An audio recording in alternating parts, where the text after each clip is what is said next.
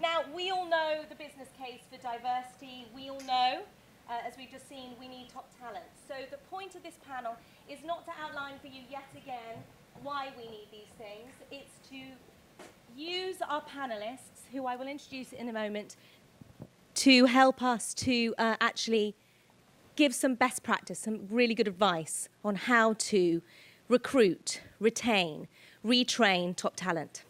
So let me introduce my panelists. So first of all, to my left, we have Catherine Wines, who's the non-executive director and co-founder of WorldRemit. Pip Jamison, who is the founder and CEO of The Dots. And Heidi Ridley, who is from Rosenberg Equities, AXA Investment Management. So I was mulling how to begin this, because we had a very interesting 3 pre-briefing calls. In fact, I didn't have a pre-briefing call with Pip because Pip was flying to and from New York. And what I loved about Pip's reply on her email was that at the end of it, she says, delightfully dyslexic, excuse the typos. So for starters, that shows you a kind of cognitive diversity.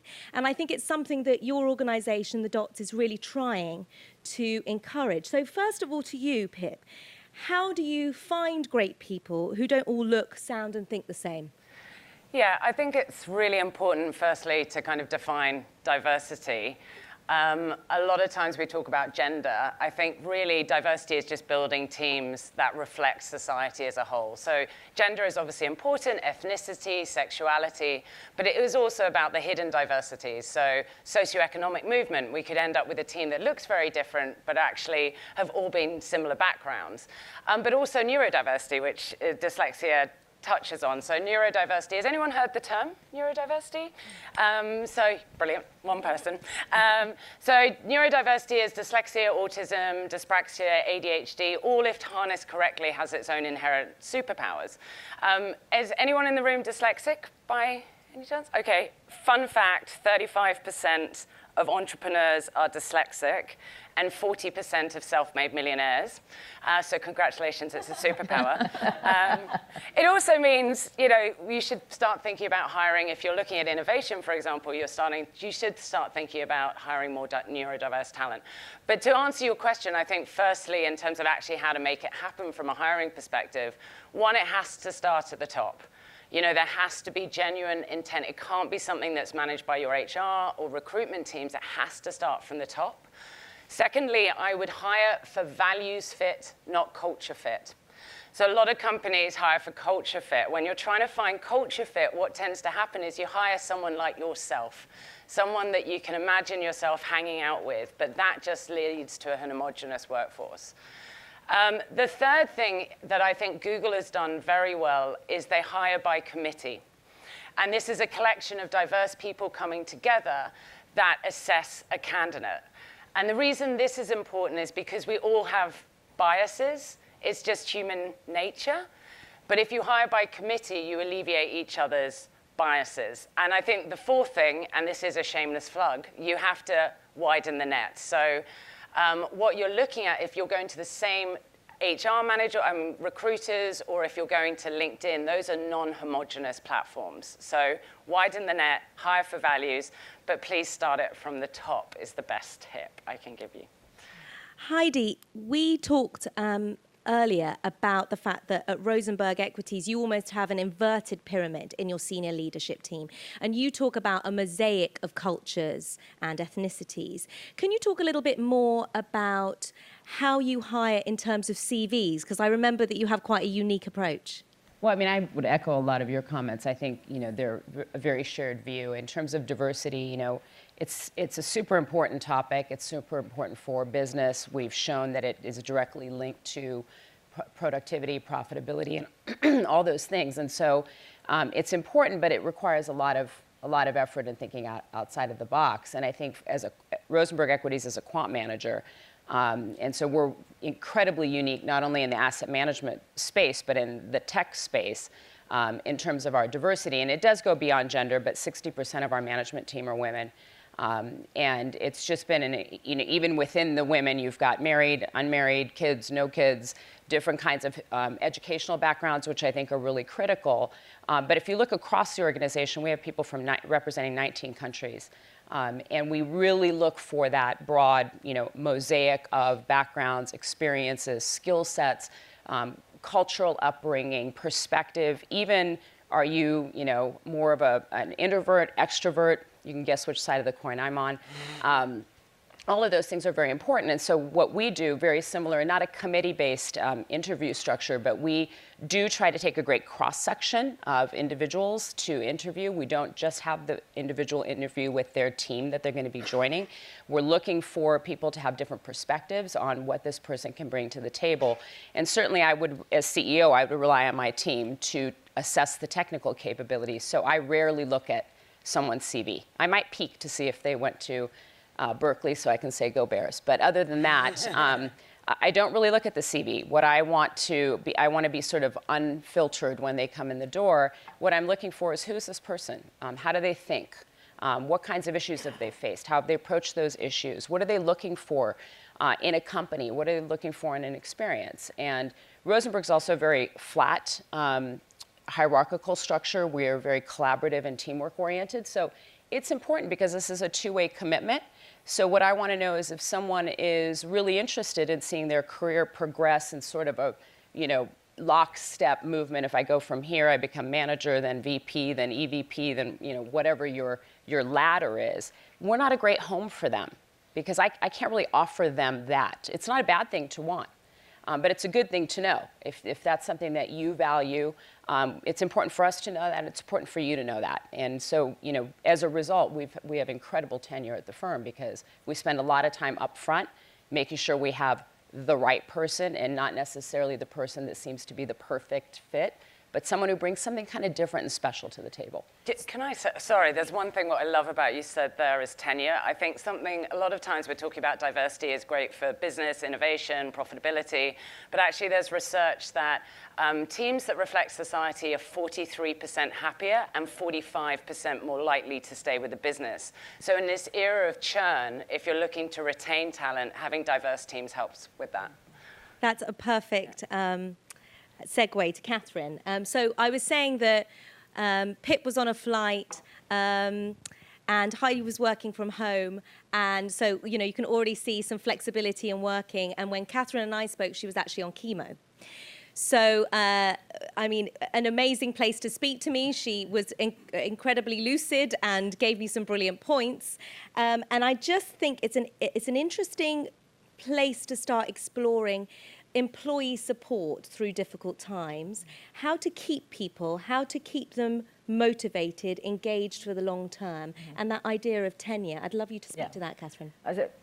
First, if I can maybe support what you said about, culture fit. I think this culture fit thing, we've got to forget about it. That's really important, please, because you only recruit people in your own image if you do that. I think, about recruitment and retaining is about looking at people, about the organization. And, there are a lot of things which are happening in the UK, before I talk about health, but, for example, in the UK with the gender pay gap report, I think has done a lot to kind of highlight the problem that companies have. And I think it's really important to see what, as a company, we can do.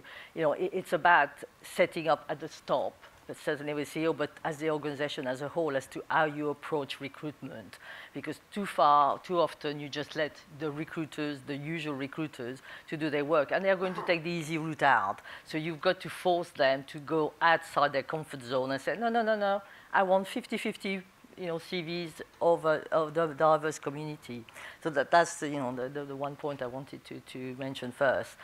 Yes, I think, more and more, having cancer has made me realize, that in this country, 1 in 2 persons is going to have cancer. So I certainly thought, I'm an employer, and when I stand and see the people working for us, probably 50% are going to be affected by this disease. It's a bit like an epidemic, and other disease, but this one is quite, kind of epidemic for the moment.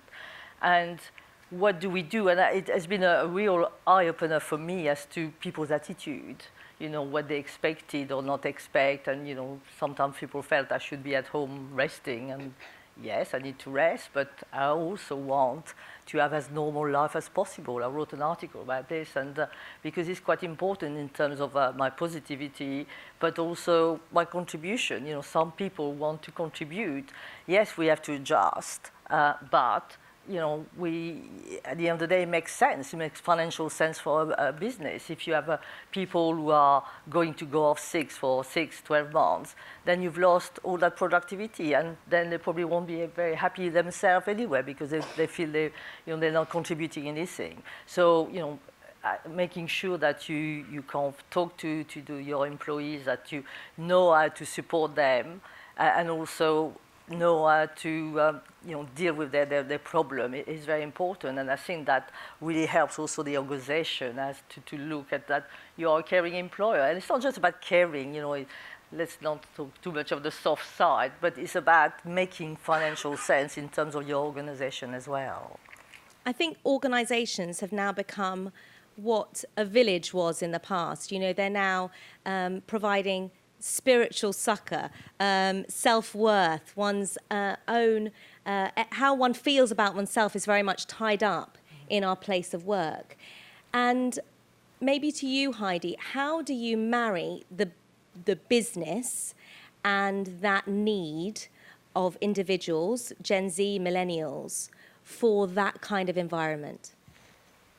I think they're explicitly linked. At the end of the day, it's interesting because I think more and more we're associating with millennials or the next generation as wanting to have, purpose. But the reality is I think we all want meaning to our work. I mean, I don't think anyone, goes to work and doesn't think that they want to have a contribution and make a difference. And so I think as long as you acknowledge that, try to build it into your ecosystem, I think that's really important. We've worked very hard we were a founder-led organization by an individual 3 decades ago. And so what I really tried to do over the last couple of years is really expand that mindset to, I want every employee to feel like they've got a fingerprint on the future of the organization, that we're co-creating that together. And everyone has that ability to contribute no matter where they are in the organization. If it's the receptionist who's got the very warm welcome to our clients, all the way through.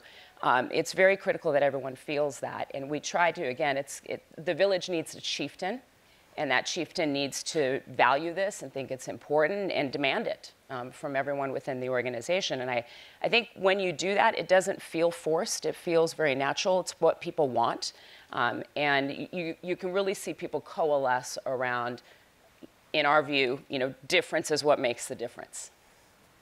I think this would be a good opportunity to get the audience a bit involved. So I'm going to ask us to do a poll now. I'm painfully aware that we are 4 white women sitting up on stage here. And on Sunday evening, I went to hear Hillary Rodham Clinton and Chelsea Clinton speak about their new book, and it was moderated by Mary Beard. And so there again, it was 3 white women, and the audience felt to me predominantly white when I spoke to some of my BAME friends about it afterwards. So I'd like to put this poll to you, and then maybe we can discuss while you guys are inputting your answers. What is the estimated yearly UK pay gap for Black, Asian, and ethnic minority workers? A, 2.6 million. B will be 10.5 million. C, 3.2 billion.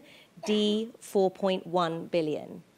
Okay, so we're thinking it's somewhere between the... Okay, yeah, very good. 3.2 billion. Oh. A few more coming in. Well, I gave it away then, didn't I? Yeah. 3.2 billion, everybody. What do we do about that? Pip, let's go to you. Yeah, I mean, hiring diverse teams is one thing. Keeping diverse teams is another. Paying them correctly is another. I mean, it's a very complex issue. I think we just need to start being reticent of what we're doing. And again, it starts from the top. I think, in the end, we have to build teams that are inclusive to everyone. And inclusivity is around paying people the right amount and matching people's salaries. So if you haven't yet ever asked in your organization what the pay gaps are, I think the first thing everyone has to do is actually go away and get the knowledge and see if there is a pay gap in your organization. That's the first point. Yeah. And is there one? Then you can take it to the next level. I mean, there's an amazing tech company in Shoreditch. There are about 200 people, and they literally found that there was one. And so the CEO literally just paid everyone, the women in the organization, he gave them all a pay rise. And anyone who was BAME in the organization, he gave them a pay rise. So then they had parity. But I think the most important thing is knowledge is power. So you've just got to work out what is your organization where it is now. But with the pay gap report, we're not talking of just equal pay, because it's illegal actually to not pay the same pay. But this is about the fact that in our organization we are more or less 50-50. We are quite diverse because of the type of business we are. We're in the remittances. We work globally. But the problem is we still come in London, where a lot of our employees are engineers, and a lot of them are male and white, and therefore are paid more because of their skill, this particular skill. So there's work to be done there. And I think most companies probably found it quite shocking. Those who have to report, anybody over 250 employees have to report now, probably didn't quite expect the outcome of this report. And I certainly recommend every company. To be frank, I'm very much believer that every company should calculate and maybe report it, because then it really hit you in the face and say, oh, I thought we were better than that, because so I think that type of report is really useful within an organization to realize that maybe you're not quite as good as you thought and you have work to do. I wonder if, as a quant, I mean, we always say you can't manage it if you can't measure it. But I agree with you on the equal pay issue. But I wonder to some degree, because I see a lot of organizations where they tend to have the greater proportion of female sort of at the entry level positions, and then it sort of peters out as you get further to the top. And so then are people hiring in from the outside? And I think again, having a firm with a lot of people. I mean, I've been there 18 years, and I'm one of the younger, not younger by age, but by tenure within the firm. And so that becomes difficult because you've got a lot of homegrown. And my experience has been that typically in a homegrown situation, and you guys can nod if you agree or not, but when you get a promotion, it's sort of always anchored to the job you had before. So it's sort of, you've got this job, I'm going to give you a 10% increase for this promotion. Well, the promotion could be a pretty massive step up, where if you actually posted the position, you'd pay a completely different rate. And I think a good starting point could be, if you're applying for this job and you get the job, you earn the salary that goes with the job. Your old job is just information, like a CV. And you're not anchoring back to this. I wonder if a little bit of the pay gap has come from that. Whereas if you're hiring in from the outside and it just happens to be a male, then it's at a different pay rate already. Does that make sense? Makes total sense. I have a follow-up question, but I wanted to say to the audience, if you have any questions, please submit them, and I will bring them up as we go along. Just following up on that point, we are losing a lot of talent by not doing exactly that. And I don't think it's laziness, right? People are going to other companies. It's because they're going to be paid more, and you can get someone in potentially cheaper who you can promote. So how do you make that work from a business point of view? Well, it's interesting. I think that, obviously being thoughtful about compensation and rewards and benefits, and there's more than compensation than pay. There's, flexibility and all those things. Those are important factors. But companies go through thick and thin, and your ability to retain people, I think, anchors a lot more to that feeling of purpose and meaning and contribution than I think we're fortunate to think this for our own company, than the money in and of itself.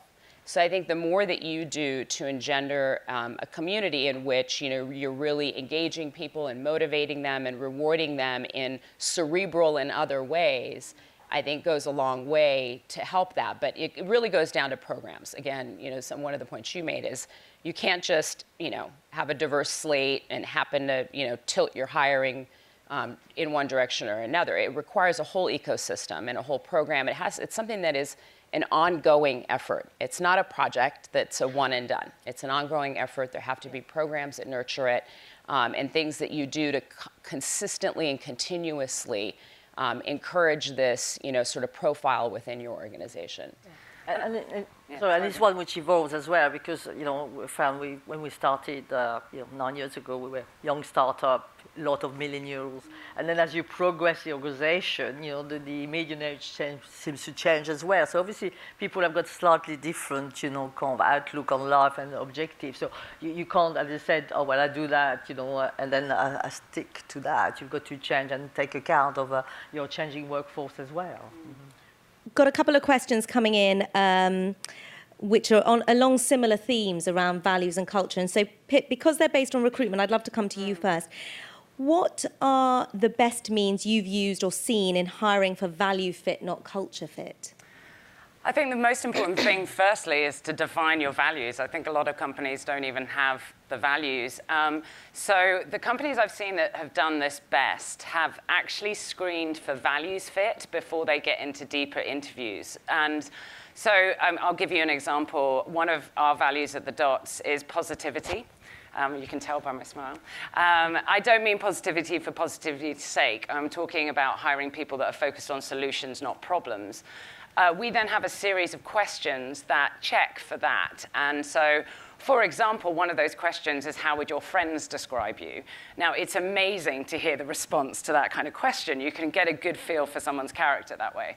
So we've basically been very careful to define our values and what kind of binds my team together, and then to have questions that basically get out, is that candidate going to match those values? They might be better at somewhere else. And so the first thing we do is a values screen. And where we've made mistakes in the past is actually hiring someone who we thought was an amazing person, and we did the value screen later on, and I was like, oh, it'll be all right. That one values, it's not going to make a difference. And actually, they're the ones that didn't work out in the business. So I'd suggest screening for values up front. Another question, as an all-female panel. What's the most powerful step you've seen a male leader take to support diversity in their workforce? Maybe to Catherine? Oh, God, that's a difficult one. Well, I think, I believe in sponsorship. I've been lucky that in my career I've had sponsors, and I think that's quite important. Can you define? I think that's really interesting. The difference between mentorship and mentor is someone who is going to advise you on that, maybe how to handle some problems or whatever, and handle situation. I think sponsor is someone and I really think a mentor should be outside the organization and a sponsor should be inside. Sponsor should be someone who is going to build your brand and push you within the organization. So it's about building your brand and making sure that, helping you to build that brand, and so people are recognized and promoted. Another question. We talk a lot about gender, ethnic diversity, but age diversity is becoming even of a bigger problem because the population in Western countries and even China now is becoming older, and we are still competing for young talent that work longer hours. What's the solution to this problem? Maybe, Heidi, you were talking about 18 years at the company, but still being a relative newbie. Absolutely. That was something we really needed to focus on from a diversity perspective, actually, was that sort of longer tenured balance with some of the younger talent. And one of the things that we did was go to, and it's something we've been doing for some time, is going to the universities and trying to recruit, directly out of the universities, and trying to get interest in some of the younger perspectives at the table, and we've had amazing contributions from some of the newer joiners within the firm. But equally, a lot of people say in finance that the issue is a talent pipeline. I would say that it's a bit of a misunderstanding about the talent pool that's actually really out there. But we are working with organizations like Girls Who Invest, Tech Bridge Girls. There are a lot of organizations that are really looking, in this case in particular, to target young women as they're going through their early parts of school and into university, and trying to expose them to finance and the different aspects of it, and train them and get them excited and encouraged about this industry. And I think that's really important as well, is to really nurture that from an early start all the way through. And internships and things, like we've done quite a few internships that have been really incredible. We've had women come in for a 2-month period of time that have made incredible contributions to the firm. And then when they graduate, hopefully they'll be potential candidates for us. So that's the way we've sort of gone about it. And it's hard because we're very close to Silicon Valley. So we're competing, with the Googles of the world, frankly. And it's been a challenge, but we've managed to do it well. If I can just add, I think it's quite important to look at age as well, because I think when I mentioned earlier when we started, it was a very young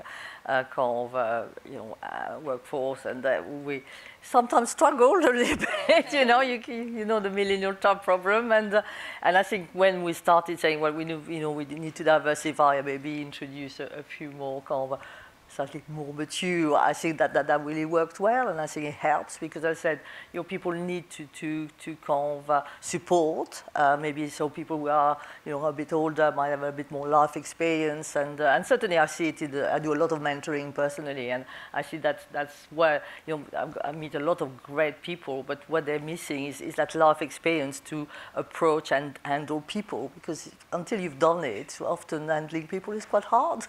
So, to have that mixture is quite important. A question around incentive plans, because I think this is quite an interesting one from Laurie. Are there any insights that you can share about the utility and structure of incentive plans that may be more fit for purpose to build diverse organisations for the long term? I think one thing that's interesting is flexible working for mums and dads. I think what we sort of forget a lot of times is that there's lots of dads in the organization. And funnily enough, this was something something that I do at the Dots is we work off OKRs, not KPIs. Does anyone know what OKRs are? Yeah.